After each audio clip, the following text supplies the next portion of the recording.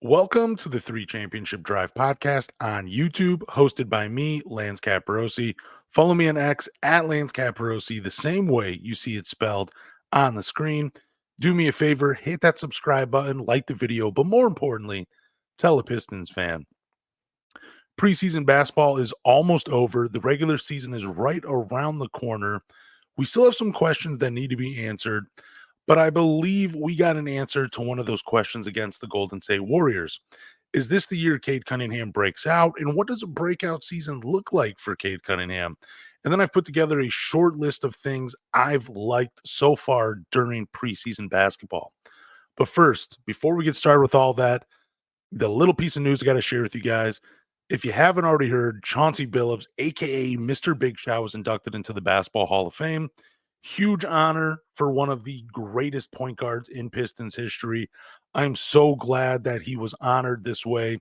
He deserved it because I felt like during the 2000s, his career, it was overshadowed, even though he has the accolades, the All-NBA teams, the defensive teams, the Finals MVP, the All-Star appearances. He did get that, but there were more flashy players like Gilbert Arenas. Steve Nash was a two-time MVP. Chris Paul, Deron Williams, they were both entering the NBA at that time when Chauncey was just hitting his peak. And I just feel like a lot of, I don't want to say casual basketball fans, but fans that were not watching the Detroit Pistons at the time, he can get overlooked. Now, there are some fans out there that do remember Chauncey Billups as one of the best, but I just feel like I see lists and conversations being on, all over the internet where Chauncey Billups is being left off. And I'm just glad the NBA and just really the basketball world has recognized him as one of the greats to ever play this game because it's a true honor. He deserves it. He was hands down one of the best. And Chauncey Billups, Mr. Big Shot in the NBA, in the Basketball Hall of Fame. But, anyways, enough of that. Let's talk about the current Detroit Pistons basketball. So, who starts for the Detroit Pistons game one, and what does the rotation look like? So, the three spot for the Detroit Pistons, this has been a bit of a mystery. And I figured it would be just because that's a position that really nobody, I feel like, is going to take it by the horns and just hold on to it. I feel like with Ausar in the mix, Simone Fontecchio in the mix, Tim Hardaway Jr. and Malik Beasley, all four of those, even Ron Holland, if you want to throw him in there, all five of those guys, they give you something different at that three spot. And depending on who you're playing against or what you want from that three spot, one of those five guys could give it to you. I personally thought it would be Simone Fontecchio, but so far during the preseason, we've only seen Malik Beasley and Tim Hardaway Jr. start for the Pistons at the three spot. Simone Fontecchio, again, I thought he would be the starter alongside Tobias Harris, but right now it seems like Fontecchio will be the backup and play that backup role to Tobias Harris. So now it comes down to Malik Beasley and Tim Hardaway Jr. They're both veteran floor spacers. They shoot, I think I said Malik Beasley, like 75% of his shots come from the three-point line. 61% of Tim Hardaway Jr. shots come from the three-point line. They're going to spread the floor for the Detroit Pistons. They're gonna open up things for Cade Cunningham and Jaden Ivey, Tobias Harris, and Jalen Duren. It's going to allow them to do work. I just don't know who gets the start. If we're basing it solely on preseason, it has to be Malik Beasley. Tim Hardaway Jr. has struggled to find his shot, but I don't know. I mean, I guess my expectations for that position have now been just lowered a little bit because I was really expecting Simone Fontecchio to get the start. And I don't know about you guys, but I'm just not really happy if the bulk of the minutes are going to go to Malik Beasley and Tim Hardaway Jr. Now, I have been a fan of Malik Beasley for a while, and I still like Tim Hardaway Jr., but I wanted Tim Hardaway Jr. to come off the bench. I wanted Malik Beasley, before I had seen preseason Jaden Ivey, I wanted him to start alongside Cade Cunningham. But after seeing Malik Beasley come off the bench and he still lets that thing go no matter what. Like I'm fine with him coming off the bench. That's fine. That's a perfect role for him. I'm not as excited about both of those guys to be starting. So then that makes me wonder, like, what happens to Ausar Thompson when he returns? And I've been thinking about this question for a few days now. And I'm wondering, are the Detroit Pistons, do they plan to start Ausar Thompson when he returns and then push either Ron Holland or Tim Hardaway Jr. to the bench and out of the rotation? Is that why we're just seeing Malik Beasley and Tim Hardaway Jr.? Is that why we're seeing them get minutes at the three and starting for the Pistons? Because they're just holding the spot until Ausar Thompson comes back. And then what if Ausar Thompson, hopefully this isn't the case, but what if he has to miss more time? Does Ron Holland become the starter at the three? Because he gives you that competitiveness and that defense and that energy that Ausar Thompson gives you. So, I mean, is that what you want? Or is this just going to be, or is the three position just going to be something that, like, depending on who the Pistons play, that's who's going to get the start? So, for example, if they're playing against the Phoenix Suns, do you start Ron Holland to throw him at Kevin Durant? Or if Ausar Thompson is healthy, do you start him to throw him at Kevin Durant and make things difficult for them early on? And then if you're playing someone like, I don't know, the Portland Trailblazers, do you start someone like Malik Beasley or Tim Hardaway Jr. to, get the offense going? Because now you don't need the defense from Ausar, Ron Holland right away. I don't know. And I really didn't think this would be that big of an issue for the Detroit Pistons to find a starter at the three, but I really feel like Ausar Thompson's injury, the blood clots, and not being cleared by the NBA, I think the Players Association yet, I think that is really hurting the Detroit Pistons because that's probably the guy that you want ultimately starting for you over Tim Hardaway and Malik Beasley, because those guys, they can provide minutes off the bench. Like, they don't need to start a game, but until the Pistons get healthy at the three spot, I think it's going to be a question we're going to be seeing throughout the season. And I really expect that we're just going to see a different name throughout the season at that three spot until Ausar Thompson comes back or someone else emerges. And I am now convinced that I think that Simone Fontecchio will be a bench piece for the Detroit Pistons. I don't think he's going to be starting for him opening day. But here's the opening day starting lineup against the Indiana Pacers. I think it's going to be Cade Cunningham, Jaden Ivey, Malik Beasley, Tobias Harris, and Jalen Duren. And then the four guys that make up the 9-man rotation. And I'm doing this without Ausar Thompson because he has not been cleared yet to play contact. So even though he can do the conditioning and everything, he has just not been cleared. So I'm leaving him out of the 9-man rotation until we get news. But I'll give you the 9-man rotation without Ausar Thompson, and then I'll give it with Ausar Thompson. So the four to come off the bench, and that will get minutes, will be Tim Hardaway Jr., Simone Fontecchio, Ron Holland, and Isaiah Stewart. Those are the four that I think will come off the bench. Now, and I say that because those 9 guys were the only guys to play against the Golden State Warriors in the first half. And I feel like that's been a theme for JB Bickerstaff during the preseason. I'd have to go back and look, but I believe in both games against the Phoenix Suns, those were the only 9 guys to get minutes, unless there was foul trouble or something. Then I think you're going to get some minutes from Paul Reed. But if there's not foul trouble, that's going to be the 9-man rotation. Now, once Ausar Thompson comes back, and if he's ready to start, if he's ready to play game 1, I believe it's going to be Tim Hardaway Jr. that is pushed to the bench, and you're going to see his minutes be cut. And you might be thinking, like, well, why? Because you just said a few minutes ago, Ron Holland and Ausar Thompson, they kind of provide the same thing. The energy, the competitiveness, the defense. That's what you want from that 3 spot. I just think with the way the Pistons have played in transition, how they're trying to play fast, they're trying to get easy buckets, they're trying to get up and down, it would be wise to play Ausar Thompson and Ron Holland. 2 guys that are great athletes that just want to get out and run, and that are both trying to make a name for themselves in the NBA right now as young players. Those are 2 guys that, at least from what I've watched, all of last season, Ausar Thompson's rookie year, and the 4 preseason games right now, those guys, they show no fear. They don't back down from a challenge. That's why you want to get them minutes. Now, if JB Bickerstaff says Ron Holland's not going to be a part of the rotation once Ausar Thompson, I get that as well too. He's a young guy, and they do provide the same thing. But since I'm guessing and since it's, my podcast, I'm just gonna say when Ausar Thompson is back, it's gonna be Tim Hardaway Jr. that gets kicked out of the rotation.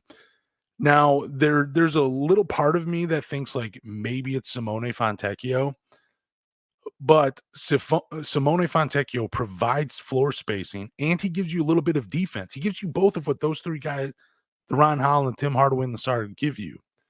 So that's why I don't think Simone Fontecchio is kicked out of the rotation.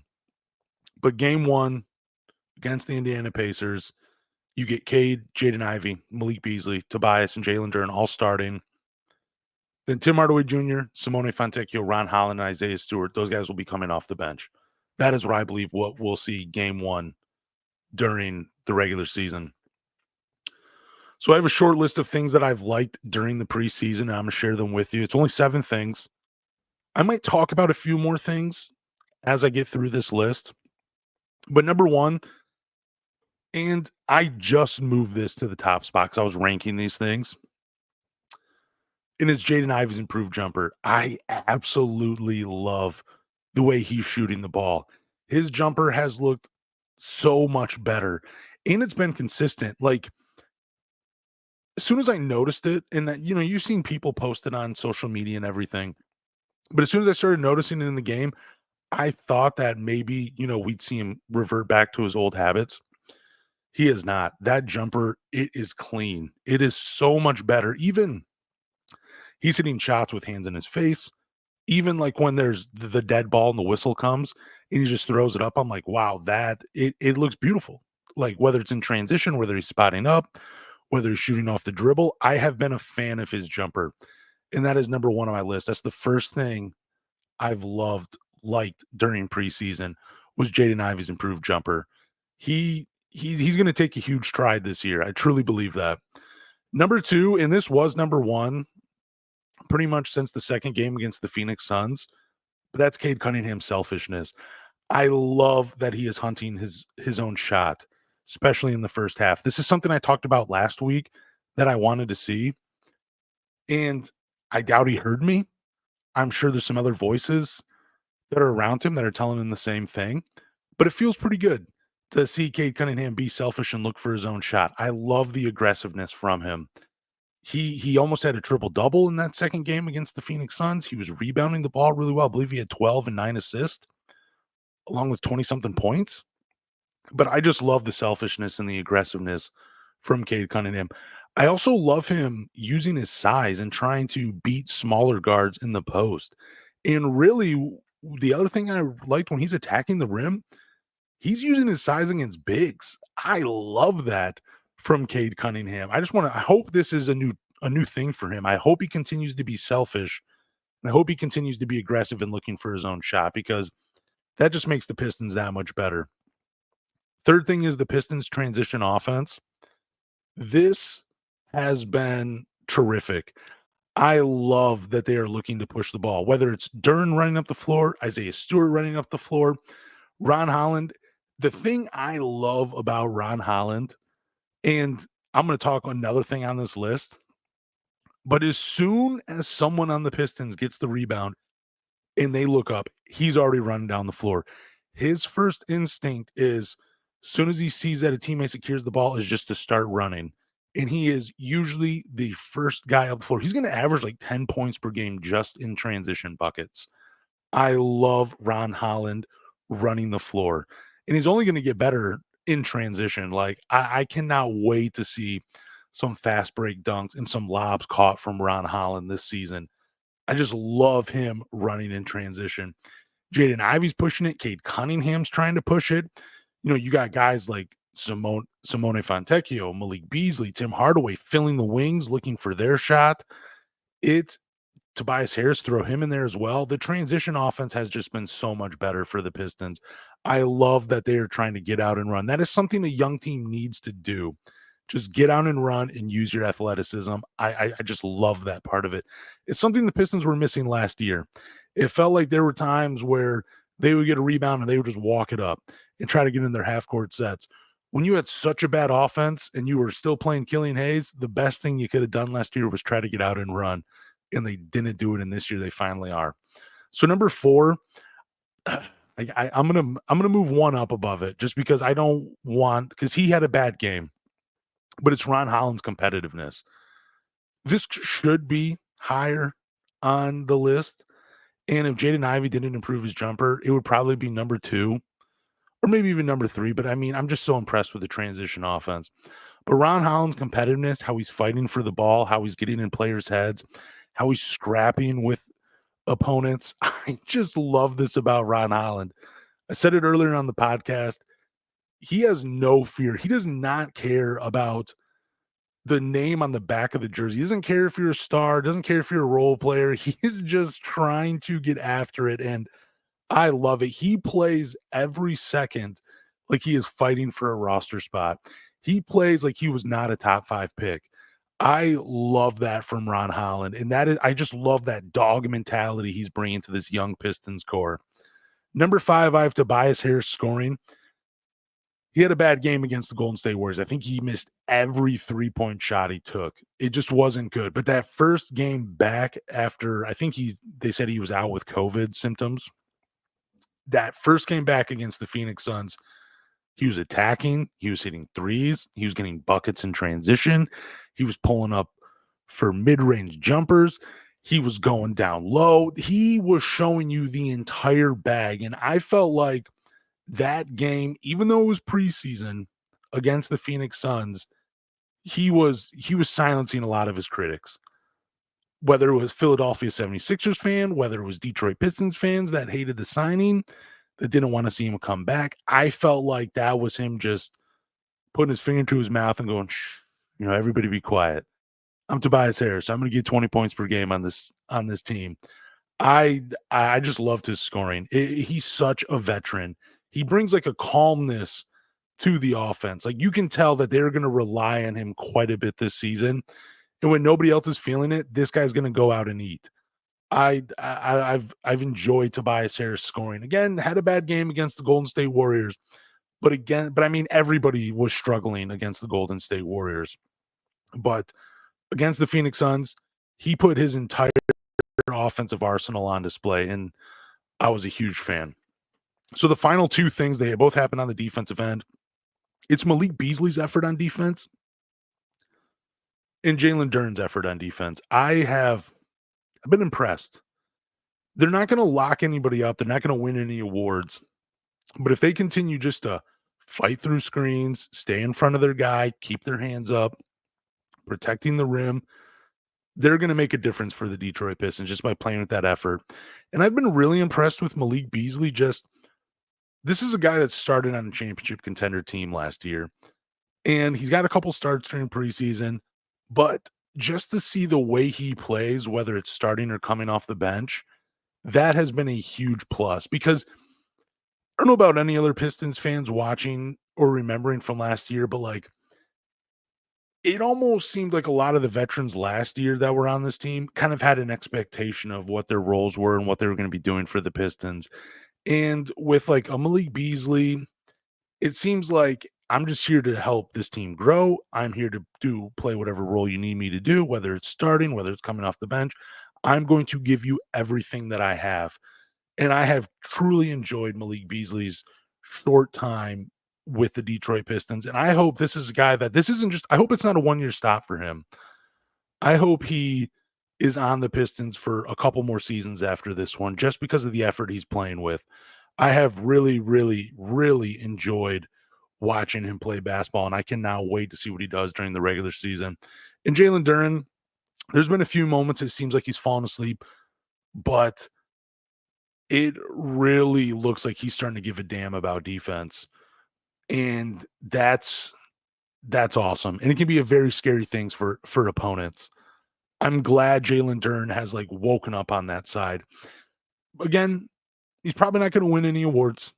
He's probably, to an outsider watching him, they'd be like, he still doesn't look that great. But the guys that have watched him and to see what he could do offensively and how we're just dying for him to put it together on the defensive end, just to see him give forth an effort, care about that side of the ball, that means so much. And I think there was real conversations about, hey, if you don't pick up on this side of the ball, someone's going to have your starting spot. And I feel like conversations like that were had because he's playing like those were conversations that we're having. And again, I just can't, there's no other words to say than I am just excited for what he's bringing on that side of the ball. It's not great, but it's better than it was last year. So, my final topic is what does a Cade Cunningham breakout season look like? And here's what I think a Cade Cunningham breakout season looks like. I'm going to give you some stats and then I'll talk a little bit about it. But 25 to 27 points per game. I think 27 might be pushing it just a little bit, just because there's Tobias Harris, there's Jaden Ivey. He's taken that step. Simone, Malik Beasley, Tim Hardaway Jr., Ron Holland, Jalen Duren. There's a few more mouths to feed on this team. But I think 25 is doable for Cade Cunningham. That would be part of the breakout. 8 to 9 assists per game. I think that's something we will see this year. Even though I've been talking about him being more selfish, I think 8 to 9 assists is reasonable. I think it's fair, and I think he can do it. And then 5 plus rebounds per game. That's something I just want to see that more. I want to see him being aggressive on the boards. I don't care if you're playing with Jalen Duren and Isaiah Stewart. I want to see you get some rebounds. Personally, because I am going to have you on my fantasy basketball team. You are one of my keepers. And I want to, it's a categories league. I wouldn't mind you getting a few more rebounds than just 4 a game. 5, 6, yeah, that would be good. With like 1 steal, that would be great. So 25 to 27 points per game, 8 to 9 assists, 5 plus rebounds, and we'll just throw in a steal. That's a breakout season statistically for Cade Cunningham. That makes him look like an all-star. Staying healthy would be big. That would be huge. That's part of the breakout. Continuing to be aggressive and selfish, that's part of the breakout because I feel like when you enter that upper echelon of players, that tier 1, tier 2 of players, you have an understanding of like this team only goes as far as I'm willing to take it. And that means I have to pick up the slack scoring. I have to hunt for my own shot. I have to put the fear in the defense.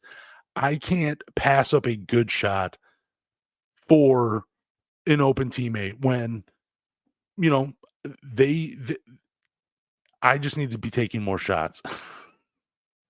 I messed up my train of thought right there.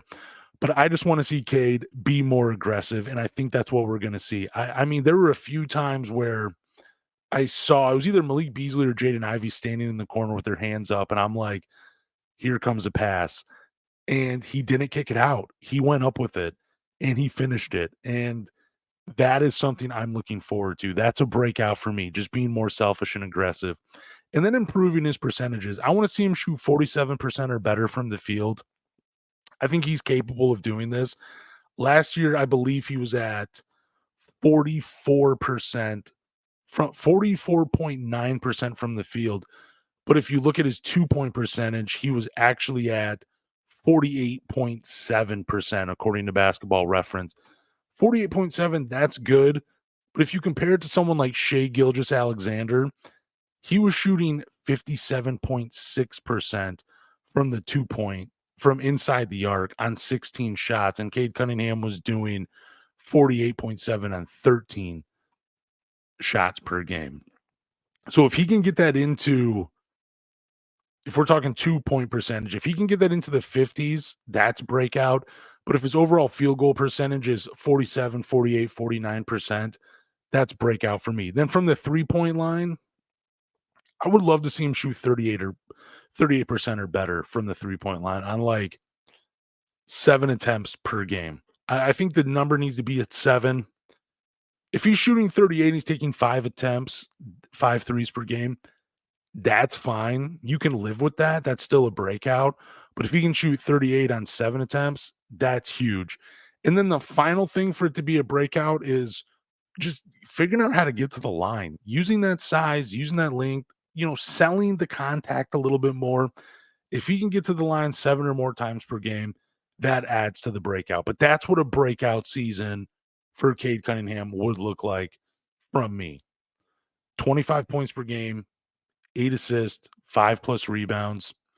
staying healthy, continuing to be aggressive and selfish, and then improving his percentages to 47% or better from the field, 50% inside the arc, 38 or better from the three-point line while shooting 5 to 7 threes a game, and then getting to the line 7 or more times. It might be asking a lot, but this is the former number 1 overall pick. He can take a leap like that, and that would be a breakout for me. And that's what I want to see from Cade Cunningham. Thank you guys for listening to the 3 Championship Drive podcast. Do me a favor, go to Apple, Spotify, or wherever you listen to podcasts. Hit the follow button. After you hit the follow button, rate with 5 stars. Leave a review by telling me what you think a breakout season would look like for Cade Cunningham. But more importantly, tell a Pistons fan